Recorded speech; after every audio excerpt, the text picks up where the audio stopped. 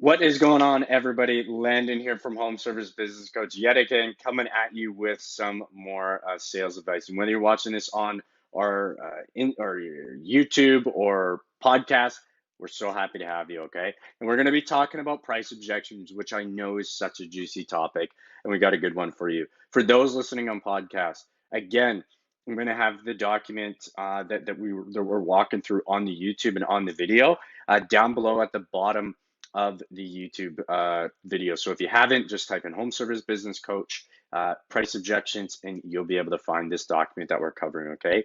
But listen up, watch up, grab your pen and paper and take notes, because price objections is one of the biggest things any company in any industry, any business is going to run into, okay?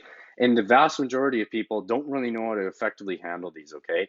I was speaking with a gentleman yesterday, diagnosing his business, see if we'd be a good fit, right? For those that think we don't turn people away, here is something for you. He was explaining to me his in-person process, and again, his quoting, right? And he says that the competition are really kicking his butt and he really doesn't know how to work around this. So what he told me was how he deals with his competition is literally to figure out their price and then beat their price. And I wanted to yell at this guy. I wanted to reach across the telephone and be like, what are you doing? There are a million different ways. That is not your first resource. Honestly, you should never resort to that, right? And this just goes to show that with proper training, because you know this is going to come up, but why haven't you actually sat down, taken 10 minutes to think this through logically in order to work around this stuff? So this is what we're going to go into, okay? And here's some observation. I don't have this written down for people listening, but here's some observation. This is note number one. 10% of people are going to buy regardless. They're not even going to bring up an objection. They love you. They're going to buy from you. 10% will never buy. These are the tire kickers, okay? We want to do our best to weed them out. But regardless how good our pre-qualifying process is, we're never going to be able to weed them out fully. Third is the 80%. And these 80% are going to have objections, okay? They're going to have everything from competition, which we'll cover on this too, because it is a pricing thing. We're going to cover spouse. That's also another big one we'll cover in another training. I'm just not sure, right? Trust, credibility for those newer companies of you that might be listening or watching, just starting out. We're not going to focus on the big ones. We're going to focus on the biggest one, and that is price, okay? So as you build your brand and scale your company, you will be among the higher price companies, and that's where you should aim to be, right? This is a good thing. And in this, higher the price, more pushback you have from your prospects. Gonna really give it to you in this way. I'm gonna solidify this home for those that think pricing high is really greedy. Number one, you have more profits, which means you can invest back in your business better, which means you're going to deliver a better customer experience. Where we've seen this in the real world is Arnaud Bernal. Again, correct me if I'm wrong. Put in the comments. I'm gonna get roasted on that. Regardless, he owns pretty much this Louis Vuitton corporation conglomerate. I'm forgetting the name of it. Anyways, they own the top tier brands, your Louis, your Gucci's, your Tiffany and Co., uh, any Prada, all of these extremely high-end fashion designers and kind of retail chains, this corporation owns, and he is the CEO of that corporation that owns all these different companies, and he is the richest man in the world. So you might be thinking, okay, how is the richest guy in the world, right? It kind of makes sense, right? The richest guy in the world is in charge, and he runs the most expensive products in the world that you can sell, right? You can buy a handbag for $50,000. You can go to Walmart and get it for $10, right? That's where I want to focus the question. Why are people spending $50,000 and then you can go get it for 10? Now, there's a multitude of reasons we're not going to dive into, but the biggest thing is that price equals value. That is why a Porsche or a Mercedes or Ferrari is so much more than a Honda or a Toyota, right? And you'll be at your grocery store, and let's say you have two cans of beans identical. If one is priced higher, there's more perceived value in it, okay? So that's also a big reason, but that's also going to be another reason why there's going to be pushback. And usually you have not exceeded the value threshold to where people buy, okay? But I want to dive in. So now we've kind of set the stage here. I'm going to try and keep this around 20 minutes. We have a lot to cover because through my experience after speaking with, again, tens of thousands of people in various industries in the home service industry as of latest, and selling 8 figures worth in sales across the different industries and sectors. There's a couple of things you need to understand specifically with your mindset when it comes to price objections. And we have covered mindset before. So if you haven't, we'll link both the podcast and YouTube below. Check it out. It is absolute gold. But number one, your prospect does not know what high or low price is. They just want to be given a great value for what they pay for. Very common thing when I'm coaching our guys is if when I increase my prices, or I am priced the highest, I'll be doing a quote, and I just can't wrap my mind around it. Who the heck would pay 8 grand to get their house cleaned, right? That is because you are casting your expectation onto the customer. They don't know that. They don't know what high or low is. We're not sitting here ripping them off for our own greed, but we're giving great value for what they pay for, because again, that is the value exchange. So don't let your own limiting beliefs stand in the way of that. Number two, think hiring a professional is expensive. Try hiring an amateur, and this is going to be used in a close we'll touch on later on. We're not going to really dive into it. We're getting other quotes. Pretty much means the prospect is collecting underbid prices for their project from contractors who don't know how to run a business. Okay, if you quote a home or a lawn or a painting, and let's say at 50% more than the initial quote. So for example, you quoted them $100, their next highest quote is $50. Okay, two things are happening. Number one, you are way out of the ballpark. You have no idea what you're talking about. More than likely or not, 90% of you, I would say 100% of you, 99.9%, you're dealing with underbid companies. And those contractors are not going to be around 2 to 3 years because they have no profit, because they're not actually running a profitable business, okay? Social proof is the ultimate currency. This is point number 4. Review, or I guess relate to your previous reviews. And again, we're going to use all these notes in objection handles when we get into it, right? As we build clients, we're after clients for life, right? That LTV, that lifetime value. We want clients to hire us multiple times, year after year after year. Did you get it? After year, okay? And then point number 6, cheap prices may keep your clients happy in the short term, but it will bottleneck the growth of your business, as you will not have enough margin to hire a team of rockstar technicians, make a healthy profit for yourself, the business owner. When it comes to raising your prices, here's the methodology. Here's why we charge higher prices. We charge more, we do less jobs, we make more money, which means on those less jobs, you have more time to go spend with your family and friends. More importantly, you can focus on delivering the client the best possible experience. Really want you to wrap your mind around, because I know some of you are charging way under, if not pretty much everybody listening and watching this. Guys, we need to get over this. A rising tide lifts all boats, okay? But it also sinks the boats that have holes in them, that can't actually handle the rising tide. Things are getting more expensive. Prices are going up. Consumers okay with that. There's so many things I want to dive into this, but I'm not, okay? Because I don't want to get off the cuff too much. I want to get into it. I want to give you tactical stuff that you can actually go use, okay? So now we're going to get into them. For those listening, title, price objections and how to handle them. Extremely simple. So guys and gals, if you've ever heard of any of these things, whether you're twice as much as my other quotes, your price is too high, your quote is way more than I thought it would be, your competition is half the price, why are you so expensive? That's a lot of money. Literally, these objections will work with any one of these, anything to do with price, literally anything, okay? So let's get into it, okay? First thing is to sell the value, not the price. And we're going to touch on this, okay?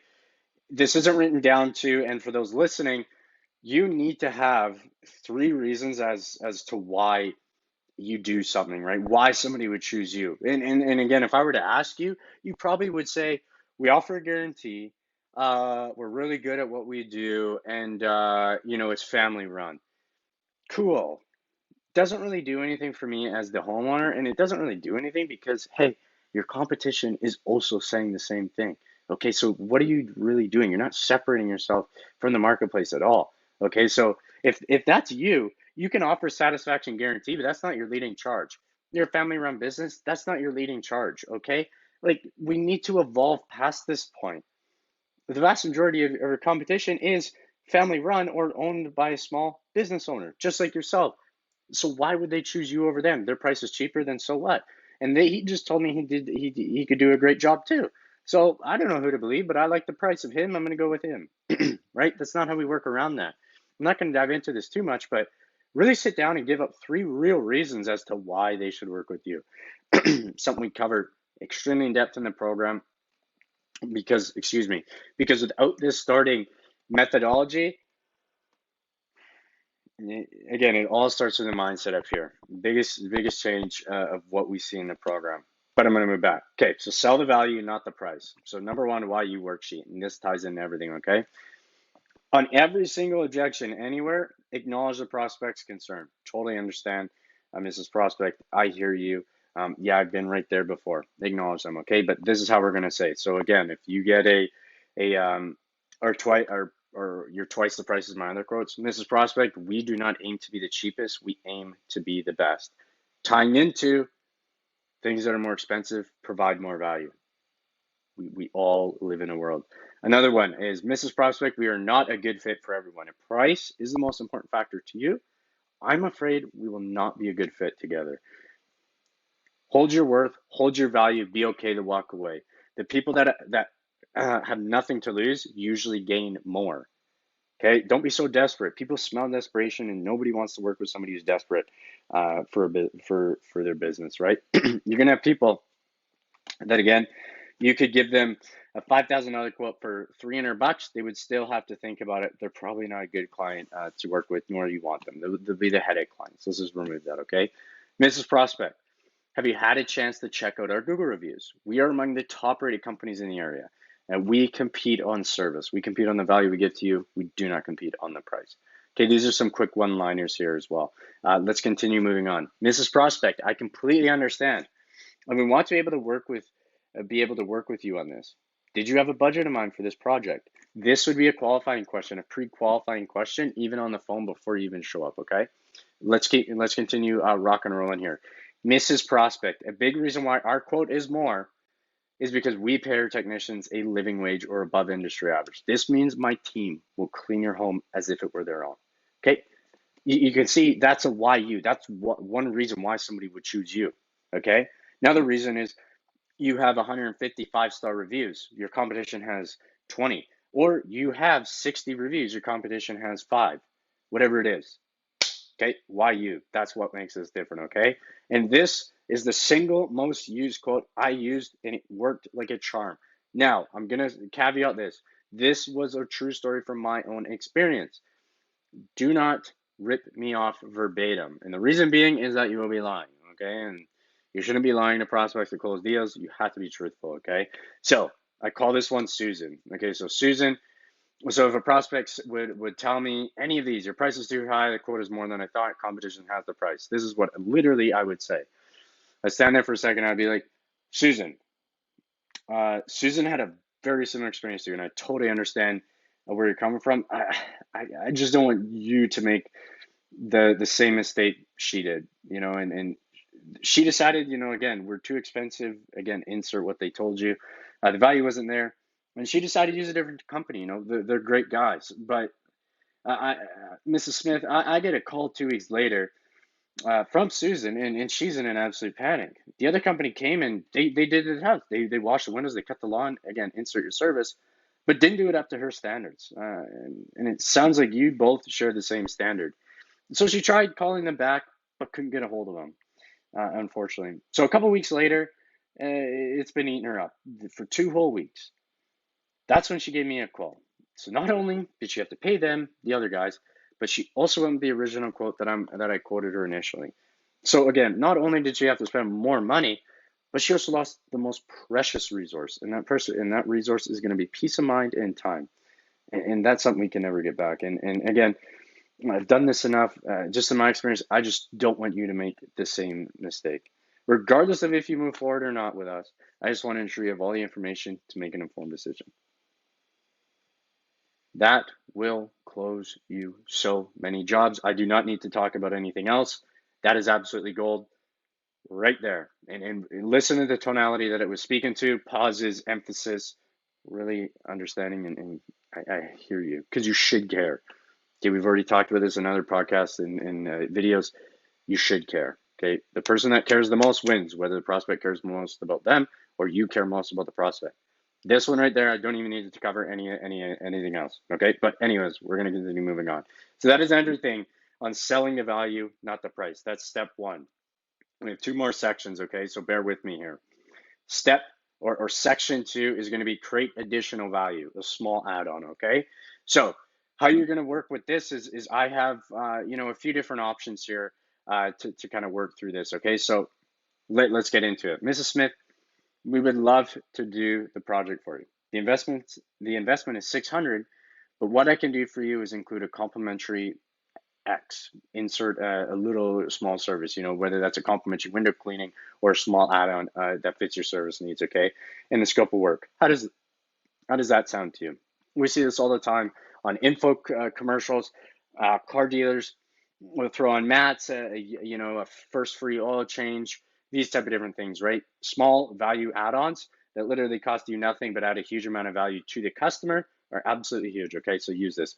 Number two, and we've got our guys to say this point blank, is that, look, Mrs. Smith, we would love to do this project for you. I'm now working with a business coach and learning all the numbers in my business. And to be honest with you, if I charge any less than this, he will kick my butt. Are we able to schedule this job for you? Or you could say this, if I charge anything less than this, I'm really not going to make a profit. Okay. And again, I want to be able to be here around to service you for a long period of time. Yeah, I know my numbers now, and I got to stick with them. Okay, so again, that's another one for a business coach. Third one is emotional appeal. Mrs. Smith, we would love to do this project for you. My labor costs have went up significantly this past year. In order to keep myself running a profitable business, this is the price that I need to charge. Are we able to schedule this job for you? Are you opposed to moving forward with this? Does this make the most sense for you right now? You can end it on all those, okay? Because it's true, your labor costs are going up. I've spoken with thousands of guys this year alone. Your bleach went up, the cost of gasoline went up, paint went up, like all of it went up. Supplies went up. We had the bottlenecks because of COVID, and then recovering from that, and the chip shortages, which means you couldn't get the ships to build the boats correctly, to operate the computer systems, which means you had delays. You had 80 ships off the port of LA. If people know the cost of things went up, okay, and you're not lying to them because it's true. And if you are the miracle unicorn business that your costs didn't go up, number one, you don't know your costs went up, and number two, then don't use it. It's just simple as that, right? Okay, so let's go down to it. Now we're going to touch on like some I guess more just tactical. We might go a little bit longer. I just want to give you so many tools, and the baseline of this is for you to get creative. I could have added about 30 more objection handles in here. I did not. I've added about 15 or 20 or so. So there's a lot, but it's just to get your mind thinking, just to get your juices flowing. Again, you have so many experiences. Use them to your advantage. And again, so that you can help the prospect. So let's get into it. Why a lot is good. Mrs. Prospect, that's a lot of money for you, right? Would you believe me if I told you it was 1/10 of the price? Right? No, of course not. Do you think we'd have the reviews we have if it was 1/10 of the price? You are again bringing out that look. Reviews, we wouldn't have the credibility we have if we didn't charge what we did, right? So again, it's worth your money. Why? It is not a lot, okay? Mrs. Prospect, Mrs. Smith, if all we did was X, if all this did was X, would it be worth it? Then it's a belief. So at what point would it be more unreasonable to believe than not to believe? Lean on your testimonials here, guys, okay? Because again, they might be skeptical, or they may like, oh, that's a lot. Who else has actually used this, right? Because we are social creatures. If one person starts crossing the street, watch this, you're going to start all of a sudden, then a herd goes. And if you're following the herd, you didn't even know why you're crossing the street. It could be a red. You just saw a couple of people do it, therefore you're going to go. Testimonials, reviews are so powerful, right? Do you think we'd have the results we do if we didn't know what we were doing? And I get it. You probably have had something happen in the past that didn't work, right? Like a bad experience in the contractor, service provider, so on and so forth. Or maybe even multiple things that didn't work. The only thing worse about that thing not working is letting that bad experience burn you twice. Once when it didn't happen the way you wanted it to, and the second is when it prevented you from making the right move. Okay, and the reason we're asking this, and again, this is more tactile and specific, is I would use this in your twice as much as other quotes.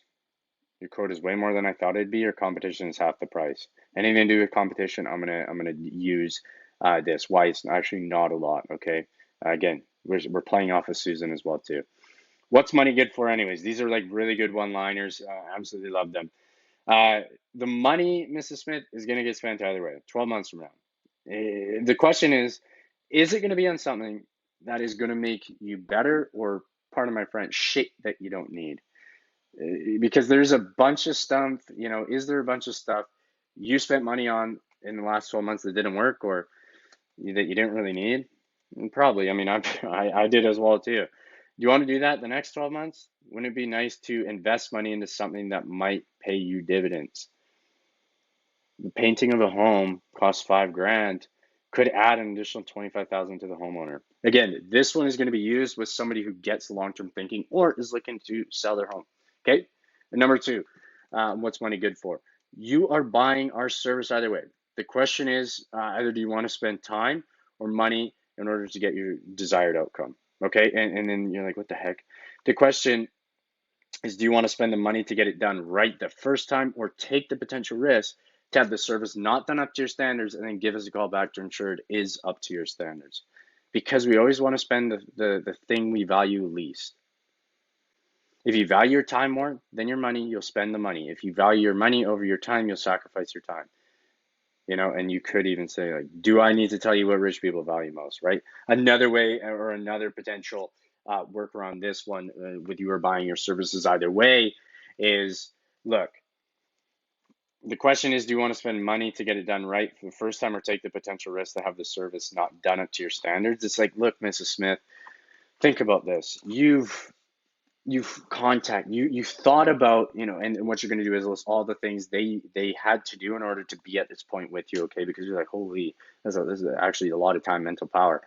Mrs. Smith, you had to first notice the thing was wrong. Then you had to fight through the 10 different companies on who the heck you're going to call and who the heck you gave the most reviews. And then you had to give us a call. And then you had to schedule this quote. And then you had to make sure you were being home with this quote and not at the gym or with the kids or whatever it is to spend the time so that we can make sure. Then you had to listen to me, chat your ear off, and ask you a bunch of questions so that I could get a better understanding, okay? And then you had to wait for me to get the quote to you. And then we had to go over the quote.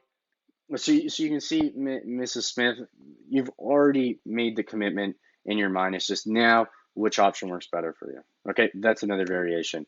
Um, Best case, worst case. This is also a phenomenal one. I'm going to skip what's money good for, anyways, right? Best case, worst case, both options are risk free.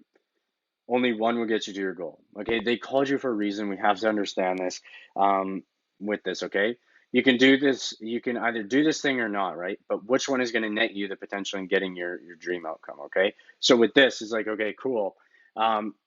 You either can do the thing or not, but it's like, what is going to get you the biggest return on your investment? Okay, and in this, you're like, okay, man, like, how does this actually work? Like, have you actually used this before? Again, I'm just giving you so many different things that it doesn't matter what prospect you come up against, you have a way to work around this. If you're talking with a business guy, right, who has to, that means that they are going to take risks just like yourself.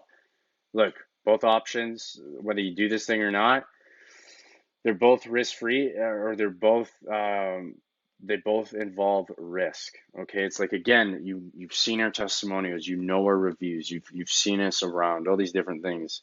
So there's a risk going with us, but there's also a risk going with the other company. Which one do you think has the lowest possibility of risk, though?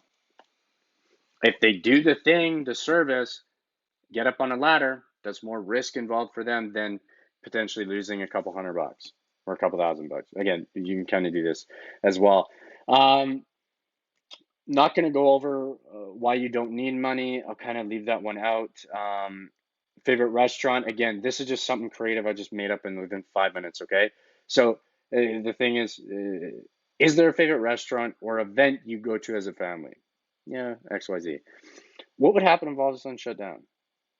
I don't want you to have that experience with another company. Our prices are not based on making a quick buck, then you won't ever hear from us again, nor be able to get a hold of us if something bad happens, but rather enabling us as a company to be around for years to come so you have the peace of mind that every time insert your service, you only have to give us a call. Just like when you're craving that piece of lasagna from your favorite Italian restaurant. Again, insert whatever that is, right? Your the favorite restaurant or event, right? It's like that fear of loss, like, oh crap, yeah. If that went around, that business shut down, that would suck. That makes sense. I do pay, $25 for my lasagna. Okay, it makes sense. Roger that. Another one is remove the price. So totally understand that, but for discussion's sake, let's remove the price for a second. What are product and service help solve your deepest pain point? Again, you're inserting their deepest pain point. You're not saying their deepest pain point. Yes or no, okay? If no, then find out what they mean because it's either a front or you don't have a real prospect, okay? Because again, if you're there, of course, it's going to say yes. Of course, they're going to say yes, as your service is going to provide them the value. Okay. Now, awesome. So let's say they say yes. Was this going to solve their deepest pain point you figured out after speaking with them and building rapport? Prospect says yes. Awesome. Now, whether you make a decision today or not, your windows are still going to be dirty. That wall needs to be painted. Whatever that is will persist. So, what are you going to do about it? This is just putting all the onus back on the customer because they know they're going to have to spend money. There's a reason why they're calling a service provider because they don't know either how or want to do the work. What are you going to do about it? You're going to call 5 different companies, and then you can go through, okay, you've done 10 different things. You can kind of see there, okay? Third section, okay? So just to recap, sell the value, not the price. Why you? Create additional value by adding small add-ons.